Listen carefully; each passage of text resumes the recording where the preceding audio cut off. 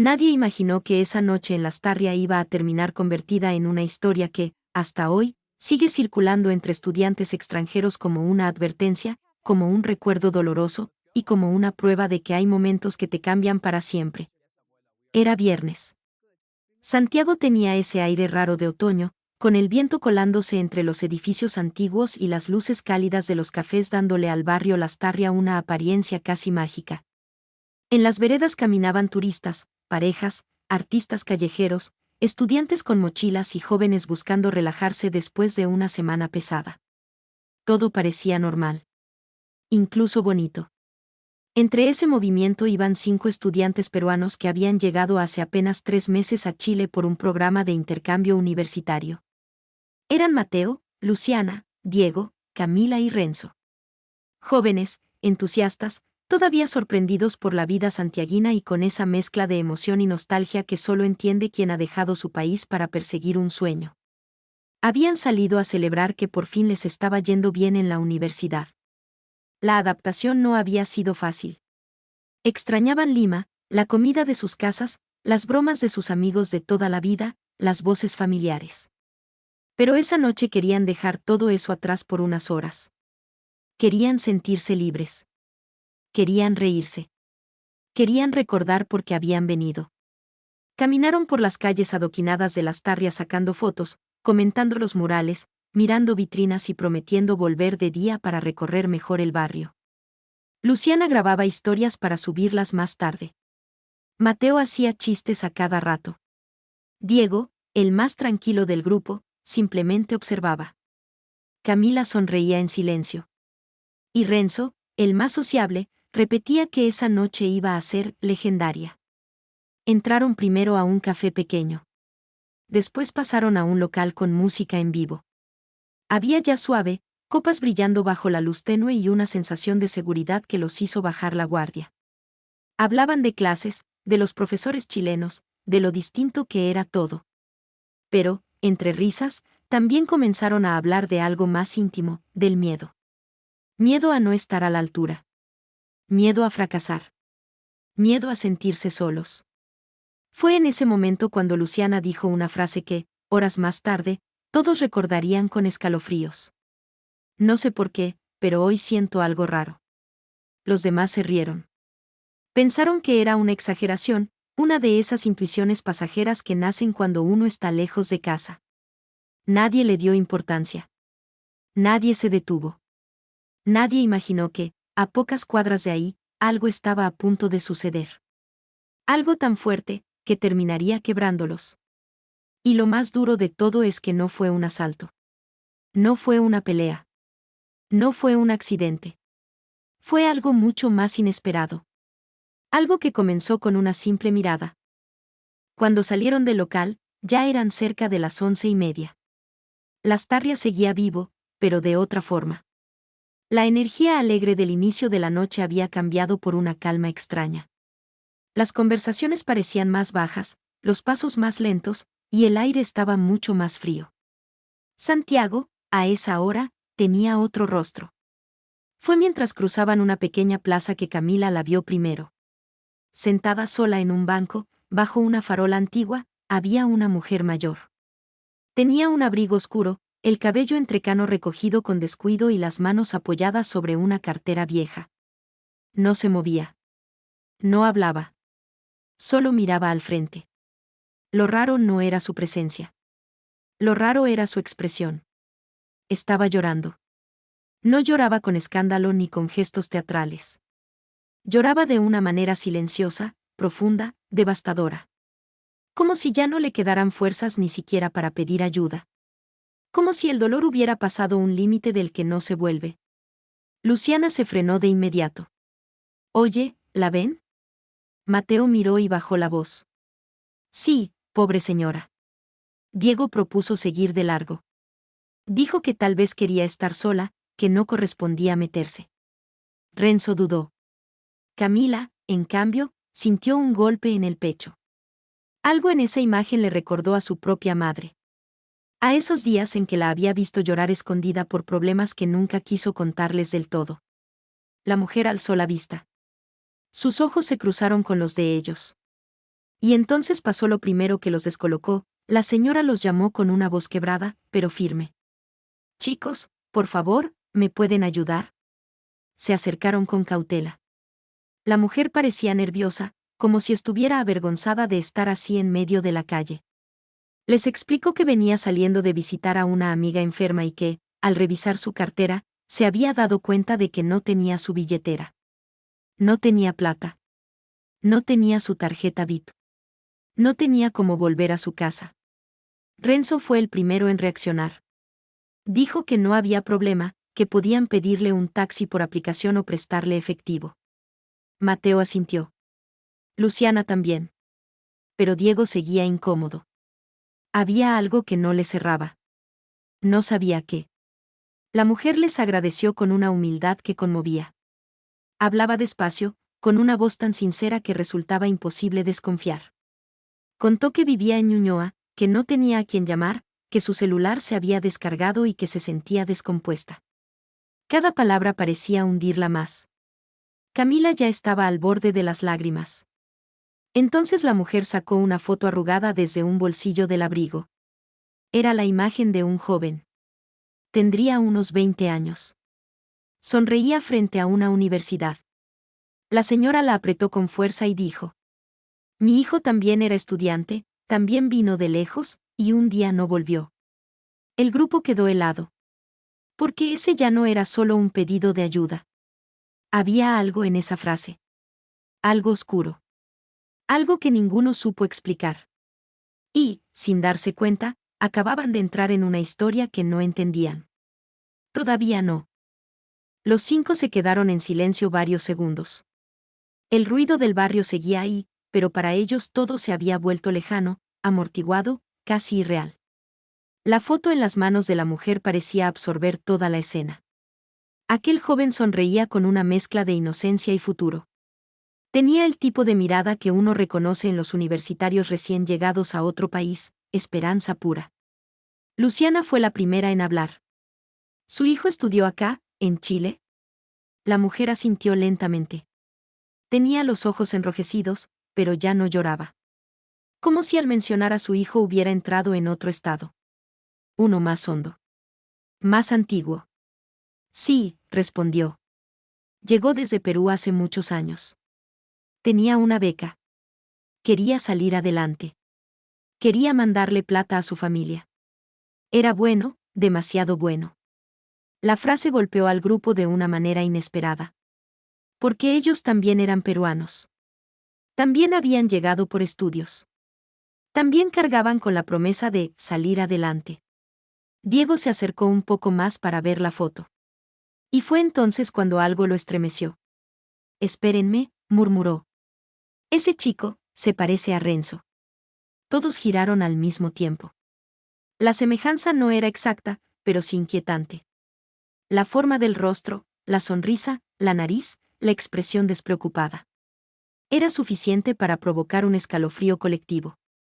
Renzo soltó una risa nerviosa. No diga tonteras, hermano. Pero incluso él se puso pálido. La mujer observó a Renzo con una intensidad que lo incomodó de inmediato.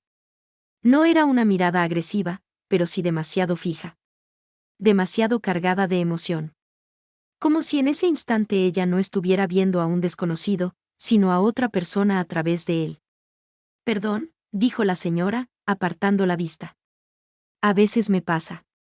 Hay rostros que me lo recuerdan. Nadie supo qué decir. Mateo intentó recuperar la normalidad proponiendo otra vez pedir un transporte. Sacó el celular. No había señal estable. Luciana probó con el suyo. Lo mismo. Renzo ofreció caminar con la señora hasta una avenida más transitada. Camila insistió en comprarle una botella de agua primero. Todos trataban de hacer algo, lo que fuera, para romper la tensión que se había instalado. Fue entonces cuando la mujer preguntó sus nombres. Uno por uno se los dijeron. Cuando escuchó, Renzo, volvió a quedarse inmóvil. Mi hijo también tenía un amigo que se llamaba así, susurró. Y luego vino la frase que terminó de romper el equilibrio del grupo. Ustedes no deberían estar acá a esta hora. Diego frunció el ceño. ¿Por qué lo dice? La mujer miró hacia la calle vacía, luego a la plaza, luego a ellos. ¿Por qué hay noches en que Lastarria devuelve cosas que no ha podido olvidar? Nadie se rió. Nadie hizo un chiste. Nadie se burló.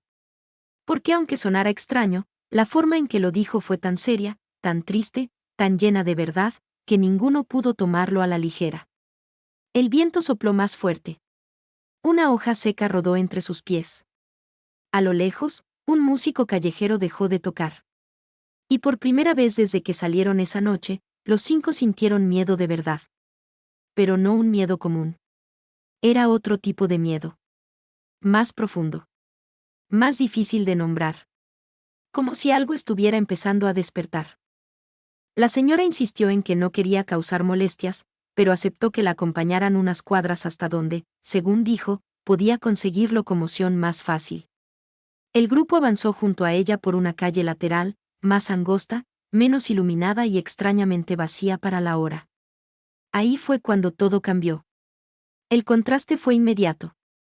Atrás quedó la música, las risas, las conversaciones de restaurante, el murmullo elegante del barrio bohemio. En esa calle no se escuchaba nada. Ni autos. Ni voces.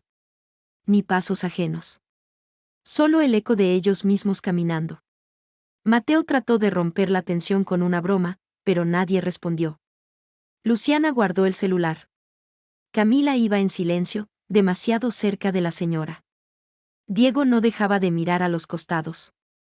Y Renzo, que al principio era el más confiado, ahora caminaba rígido, como si quisiera salir de ahí cuanto antes.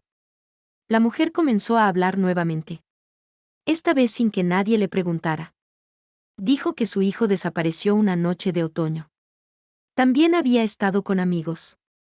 También había recorrido Lastarria. También había prometido volver temprano. Pero nunca volvió. Sus palabras caían pesadas. Contó que durante semanas lo buscaron por hospitales, comisarías, universidades, calles, terminales. Nadie sabía nada. Nadie veía nada. Nadie recordaba nada. Era como si el muchacho simplemente se hubiera borrado del mundo. Y cuando por fin supimos algo, ya era tarde, dijo con un hilo de voz. Camila se tapó la boca. Luciana tenía los ojos llenos de lágrimas. Mateo tragó saliva con dificultad. Diego entonces hizo la pregunta que nadie quería formular. ¿Qué fue lo que le pasó? La mujer se detuvo. Se giró hacia ellos. Y en ese instante, bajo la luz amarilla de un poste gastado, su rostro pareció más viejo, más cansado, más golpeado por los años de lo que habían notado al principio. Eso es lo peor, dijo. Nunca lo supimos completo. Solo encontramos su mochila, acá cerca. Un silencio brutal cayó sobre el grupo. Renzo retrocedió medio paso. Ya, esto está muy raro, dijo. Mejor llamemos un taxi y listo. Pero la mujer lo ignoró. Señaló hacia el fondo de un callejón estrecho, semioculto entre muros antiguos cubiertos de grafitis. Fue ahí. Todos miraron. Era un pasaje sombrío. Angosto. Oscuro. Sin movimiento. Y, por alguna razón imposible de explicar, parecía absorber la luz de la calle en vez de reflejarla. Como si fuera una herida abierta en medio del barrio. Luciana negó de inmediato. No, no, yo no quiero ir para allá. Mateo estuvo de acuerdo. Diego también. Pero la mujer, con una calma aterradora, dijo algo que los dejó inmóviles. Hoy se cumplen 20 años. El grupo se miró sin entender. 20 años desde que desapareció, continuó. Y ustedes aparecieron justo hoy. Los 5. Peruanos. Estudiantes. Igual que él. Ya no era solo incomodidad. Ya era pánico. Camila comenzó a llorar bajito. Renzo quería irse. Diego tomó el brazo de Mateo y le dijo en voz baja que eso estaba mal, que había que salir ya. Pero antes de que pudieran dar media vuelta. Desde el interior del callejón se escuchó un sonido. Un golpe seco. Como si algo hubiera caído. Y después, una voz. Una voz joven. Una voz quebrada. Una voz que dijo, desde la oscuridad. Mamá. Nadie respiró. Ese mamá no sonó lejano. No sonó como un eco casual. No sonó como alguien llamando desde otra calle.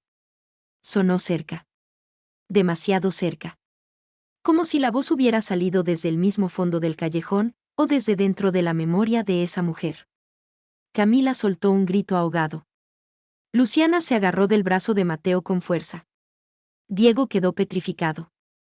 Y Renzo, que hasta hace segundos intentaba mantenerse firme, sintió un frío brutal recorrerle la espalda.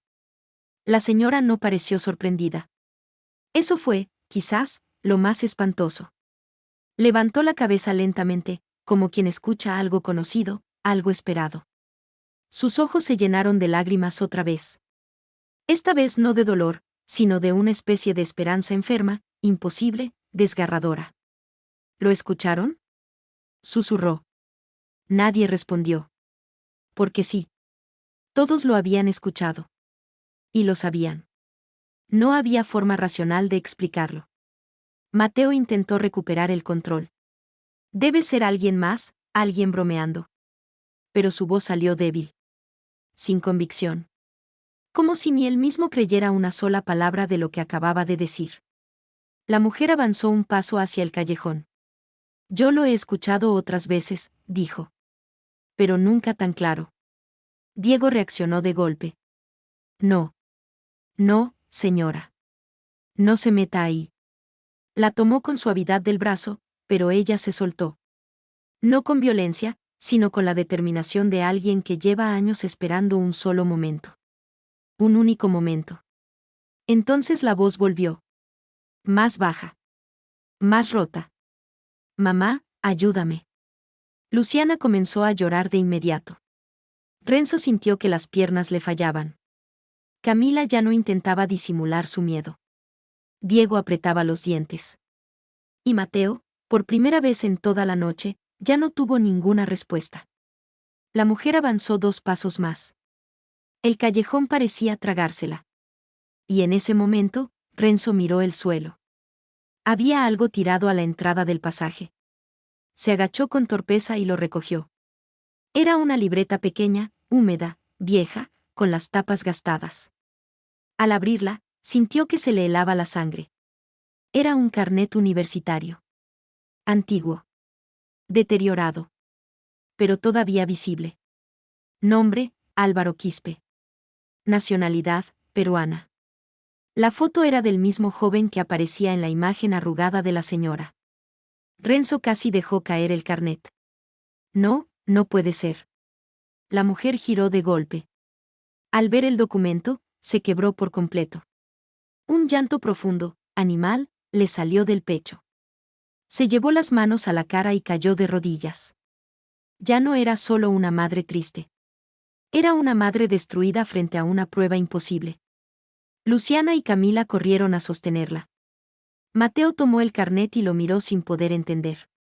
Diego murmuró que eso era una locura, que alguien estaba jugando con ellos. Pero la libreta no parecía recién puesta ahí. Parecía vieja. Muy vieja. Como si hubiera estado esperando ser encontrada. Entonces, desde la oscuridad del callejón, algo se movió. Una silueta. Alta. Delgada. Inmóvil. No se distinguía el rostro. Solo la forma de un cuerpo bajo la sombra. Y la voz volvió una tercera vez. Esta vez más clara. Más humana. Más cerca. No me dejaron volver. Eso fue suficiente. El grupo entero entró en shock. Y lo que sucedería en los siguientes minutos, los marcaría para toda la vida. La señora temblaba en el suelo, abrazando el carnet contra su pecho como si fuera el corazón mismo de su hijo. Luciana y Camila intentaban calmarla, pero ellas también lloraban. Diego no dejaba de repetir que había que salir de ahí. Mateo, paralizado, observaba la silueta del fondo. Y Renzo, sin poder apartar la vista, sintió que algo adentro suyo se rompía. Porque esa figura no solo estaba ahí. Lo estaba mirando. Y aunque no podía verle la cara, tenía la espantosa certeza de que lo observaba directamente a él. Entonces ocurrió algo todavía más extraño. La señora se puso de pie de golpe y, sin mirar al grupo, comenzó a hablar como si ya no estuviera con ellos. Como si estuviera frente a alguien más.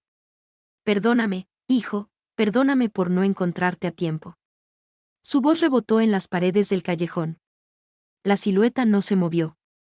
El viento levantó papeles viejos del suelo. Un farol titiló. Lastarria, tan lleno de vida hacía una hora, parecía haberse vaciado por completo alrededor de esa escena. Diego trató de tomar el mando. Sacó el teléfono y esta vez la señal volvió por un segundo. Quiso llamar a carabineros, pero justo cuando iba a marcar, la pantalla se apagó sola. Sin batería. Mateo revisó el suyo. Muerto. Luciana igual. Como si algo les hubiera drenado la energía a todos al mismo tiempo. No, no, no, esto no puede estar pasando, murmuró Camila entre sollozos. Renzo respiraba cada vez más rápido. Y entonces recordó algo. Semanas antes, en una charla informal de la universidad, otro alumno peruano les había contado una historia antigua sobre un estudiante desaparecido en Santiago a comienzos de los 2000. Nadie le creyó mucho. Lo tomaron como una leyenda urbana. Decían que el joven habría sido testigo de algo que no debía ver. Que después de eso se desvaneció. Que su caso nunca se cerró de verdad. En ese momento, todo calzó. La foto. La fecha. La nacionalidad. La madre. El barrio. Renzo sintió náuseas. Mateo dio un paso al frente. ¿Qué le pasó a su hijo de verdad? La mujer respiró hondo. Tardó en responder. Dicen que vio a hombres bajar algo de una camioneta esa noche. Dicen que quiso ayudar a alguien. Dicen muchas cosas. Pero todos callaron. Todos. Nadie quiso hablar. Nadie quiso complicarse. Y a mí me dejaron sola. Su llanto volvió con más fuerza. La silueta, al fondo, levantó lentamente un brazo. Luciana gritó. Pero no los apuntaba a ellos. Apuntaba al muro izquierdo del callejón. Diego encendió la linterna de emergencia de un reloj digital que llevaba en la mochila. La luz era mínima, pero suficiente para mostrar algo en la pared. Había palabras. Escritas a mano. Desgastadas por el tiempo. Casi invisibles. Mateo se acercó lo más posible para leerlas. Y cuando lo hizo, se quedó sin voz. Porque el mensaje decía: Mamá, sí volví. Pero nadie me quiso ver. Camila cayó de rodillas llorando. Luciana la abrazó. La señora lanzó un grito desgarrador que atravesó la calle como una cuchillada. Renzo se cubrió la cara, completamente quebrado. Diego retrocedió como si el aire ya no alcanzara. Y ahí, por primera vez, comprendieron lo que estaba ocurriendo. No estaban presenciando una simple coincidencia. Estaban siendo arrastrados al dolor de una historia que jamás cerró. Y ese dolor los estaba consumiendo a todos. Renzo siempre había sido el fuerte del grupo. El bromista, el que aligeraba las tensiones, el que decía, tranqui, todo va a salir bien, incluso cuando nadie más lo creía. Pero esa noche, en medio de ese callejón helado de Lastarria, fue el primero en quebrarse de verdad. Y no fue solo por miedo.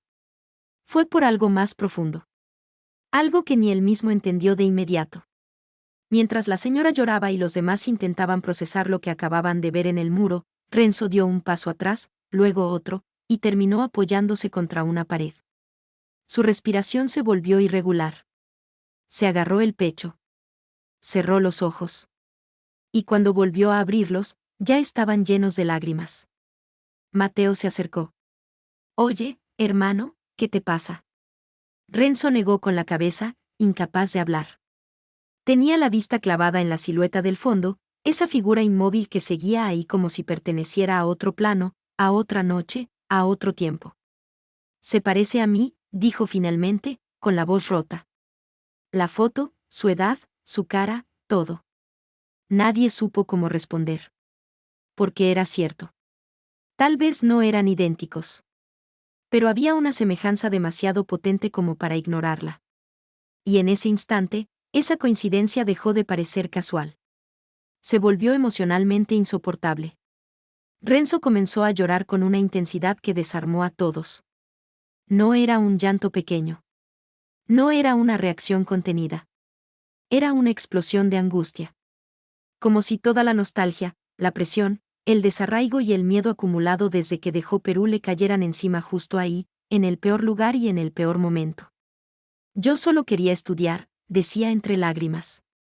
Solo quería que mi mamá estuviera orgullosa, no quería terminar así, no quería. Luciana lo abrazó de inmediato. Mateo también. Diego, que hasta entonces se mantenía tenso y racional, bajó la mirada y sintió que algo se le partía por dentro. Camila lloraba sin pausa. Y la señora, al escuchar a Renzo, se quedó congelada. Lo observó con ternura y espanto. Como si frente a ella, por un segundo imposible, estuvieran dos tiempos superpuestos, el hijo que perdió, y este muchacho peruano que aún podía volver a casa. Entonces se acercó a Renzo y le tomó la cara con ambas manos. Tú sí puedes volver, le dijo, llorando. Tú sí puedes abrazar a tu madre otra vez. Eso fue devastador. Renzo cayó de rodillas y sollozó como un niño. Ya no podía sostener la compostura. Ya no podía fingir que todo estaba bien. En ese llanto salió todo, el cansancio, el miedo a fracasar, la culpa por estar lejos, las noches en soledad, el peso de representar a una familia que había confiado en él. Uno por uno, los demás también comenzaron a llorar. Porque entendieron que esa historia no solo hablaba del pasado. Hablaba de ellos.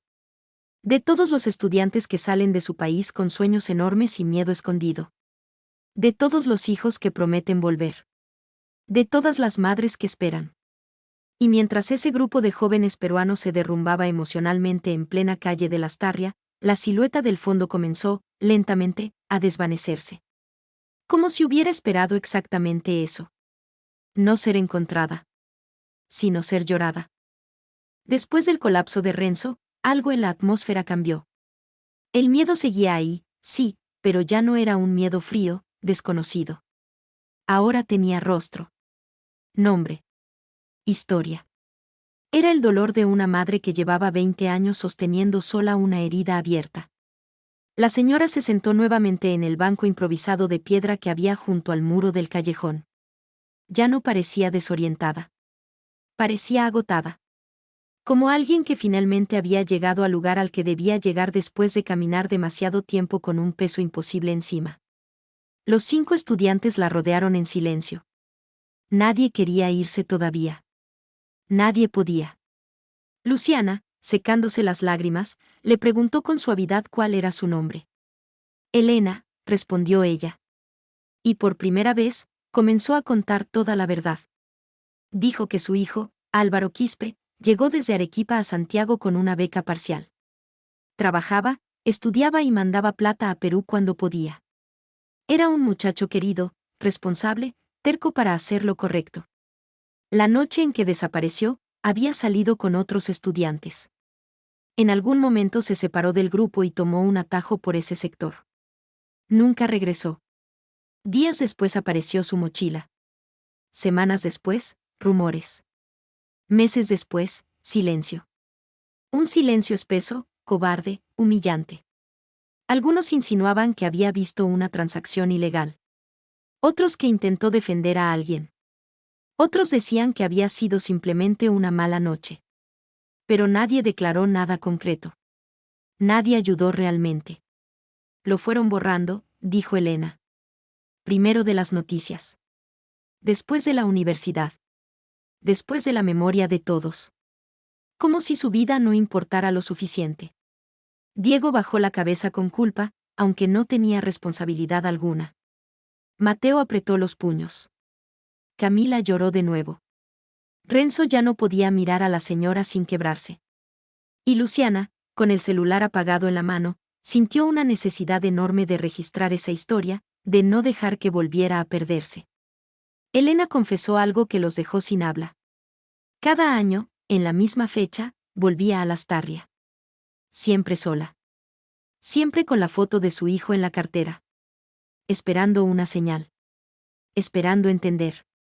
Esperando que ese barrio, que se tragó su vida, al menos le devolviera un pedazo de verdad. A veces creía escucharlo, dijo. Pensé que me estaba volviendo loca. Pero hoy, ustedes también lo escucharon. Nadie pudo negarlo. Porque sí. Lo escucharon. Y aunque jamás podrían demostrarlo, ninguno iba a olvidar esa voz. Elena miró a Renzo una vez más y sonrió con una tristeza insoportable. Tal vez mi hijo los hizo pasar por aquí, susurró. Tal vez no quería que yo terminara esta noche sola otra vez. Eso rompió lo poco que quedaba de compostura en el grupo. Los 5 terminaron abrazando a la señora en medio de la calle. Llorando con ella. Llorando por Álvaro. Llorando por sus propias familias. Llorando por el peso de estar lejos. Esa noche en Lastarria ya no era una salida universitaria. Se había convertido en un duelo compartido. Y ninguno saldría de ahí siendo el mismo. Después de abrazar a Elena, el grupo quedó en un silencio que no era incómodo. Era un silencio lleno de verdad. De esos que aparecen cuando ya no hay máscaras, cuando ya no hace falta fingir fortaleza, cuando todos entienden que algo sagrado acaba de pasar. La calle seguía vacía. La silueta del fondo había desaparecido por completo. Pero el impacto emocional seguía creciendo. Diego, el más reservado de todos, fue quien hizo algo que detonó una nueva ola de llanto. Logró encender su celular unos segundos conectándolo a una batería externa que llevaba olvidada en la mochila. Apenas tuvo energía, abrió WhatsApp. Sin decir nada, grabó un audio. No habló con amigos. No escribió al grupo de la universidad. Le habló a su mamá. Con la voz quebrada, le dijo simplemente: Ma, perdón por no llamarte más seguido. Te extraño mucho. Ese audio cambió todo. Mateo, que siempre evitaba mostrar debilidad, hizo lo mismo. Camila tomó su teléfono con manos temblorosas y comenzó a grabar entre sollozos. Luciana ni siquiera pudo hablar al principio, solo lloró. Renzo tardó un poco más, pero cuando al fin pulsó el micrófono, se derrumbó otra vez. Uno por uno, ahí mismo, en medio de Lastarria, enviaron mensajes a sus madres en Perú. No mensajes cualquiera. Mensajes sinceros. Profundos. De esos que muchas veces se postergan por orgullo, por rutina o por la falsa idea de que ya habrá tiempo. Les dijeron que las amaban. Que extrañaban su comida. Que echaban de menos sus consejos. Que estaban cansados. Que a veces fingían estar bien para no preocuparlas. Que prometían volver. Elena los miraba llorar en silencio. No con envidia. Con ternura. Con alivio. Como si verlos hacer eso le regalara, aunque fuera por un instante, la paz que le negaron durante 20 años. Luciana recibió respuesta primero. Su madre, desde Perú, le mandó un audio medio dormida, preguntándole si estaba bien y diciéndole que siempre rezaba por ella. Luciana colapsó. Cayó abrazada a Camila, sin poder parar de llorar.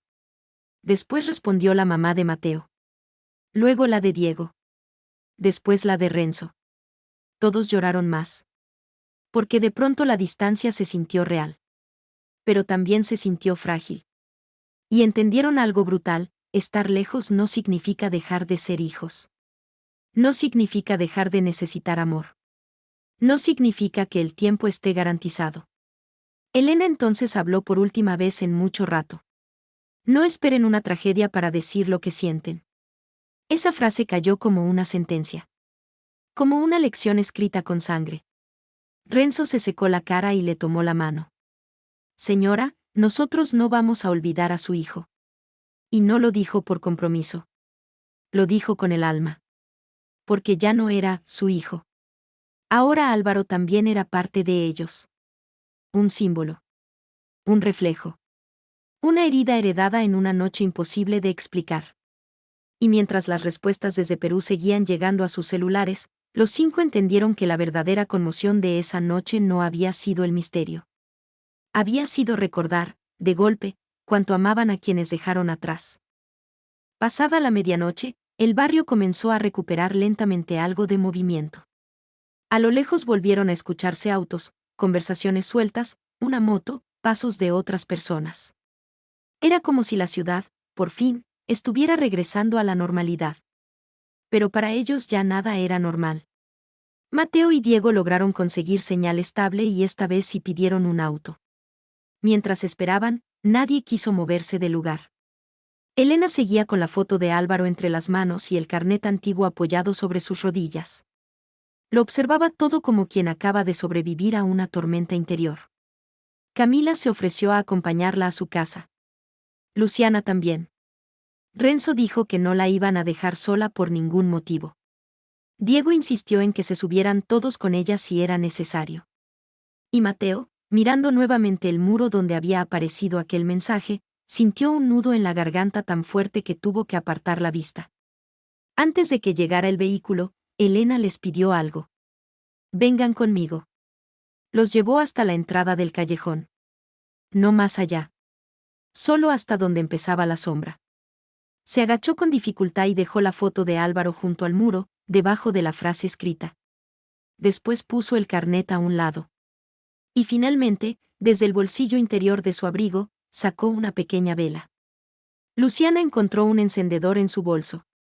La llama se encendió temblorosa. Ninguno dijo una palabra.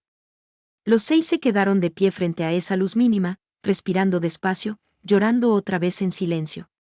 No era un ritual planeado. No era algo religioso necesariamente. Era un gesto humano. Un acto de memoria. De respeto. De amor tardío. Renzo cerró los ojos. Mateo apretó los puños.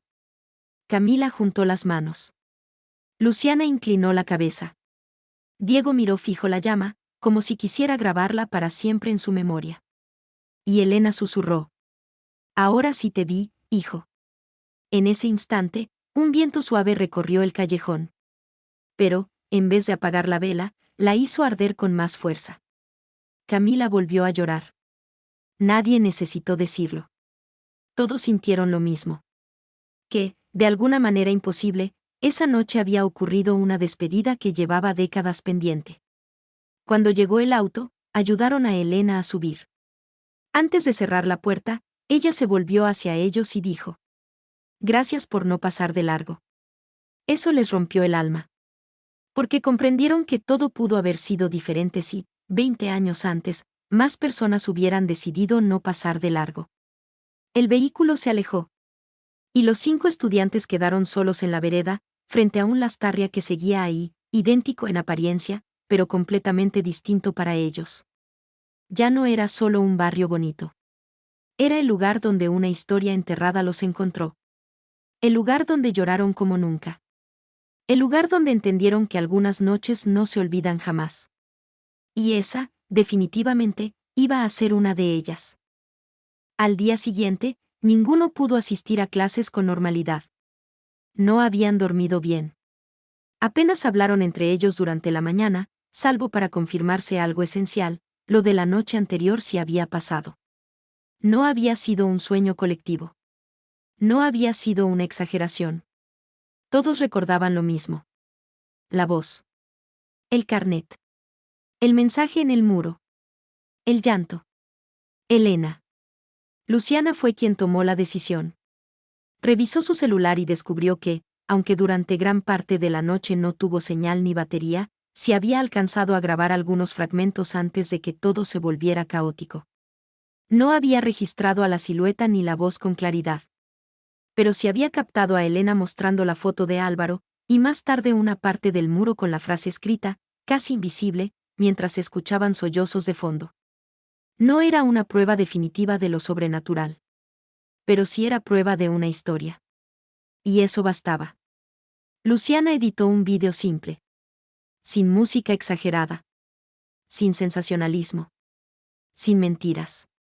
Solo con imágenes del lugar, la historia resumida de Álvaro, una reflexión sobre los estudiantes extranjeros y un cierre dedicado a las madres que esperan noticias de sus hijos lejos de casa. Antes de publicarlo, se lo mostró a los demás. Todos lloraron otra vez.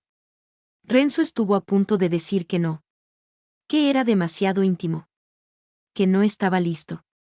Pero después recordó la frase de Elena, lo fueron borrando. Y entendió que el verdadero peligro no era contar la historia. Era dejar que volviera a desaparecer. Publicaron el vídeo esa misma noche. Lo que ocurrió después los dejó en shock. Miles de personas comenzaron a compartirlo en cuestión de horas.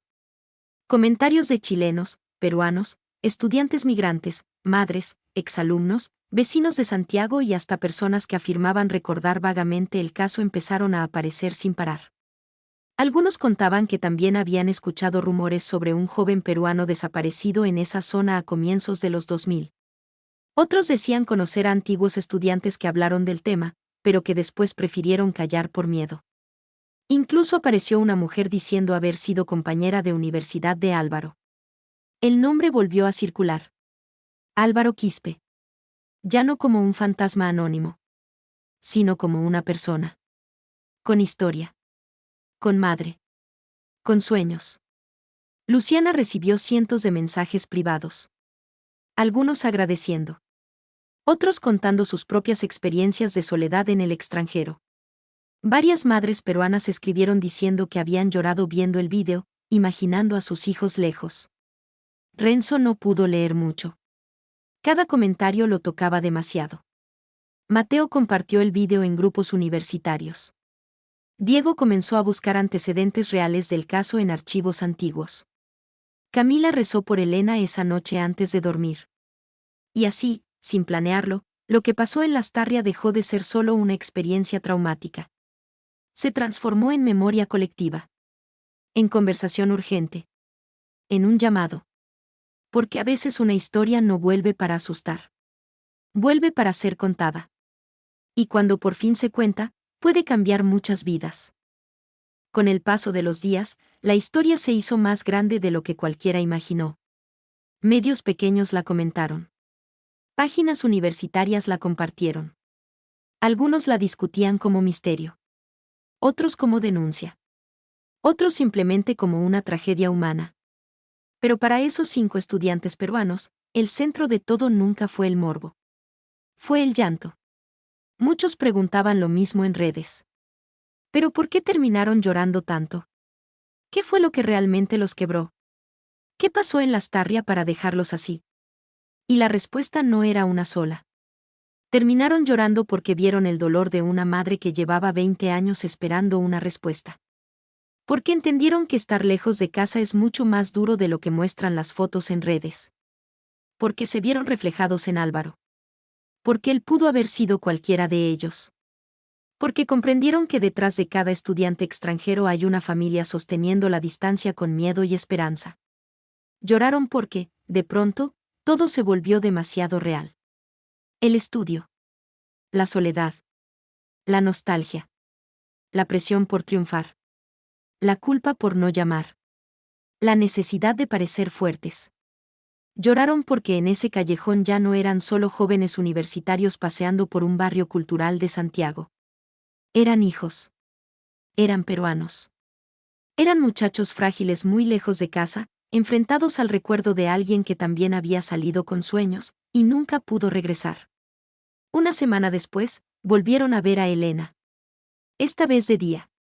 La acompañaron a dejar flores al mismo sector. Conversaron largo. Ella estaba distinta.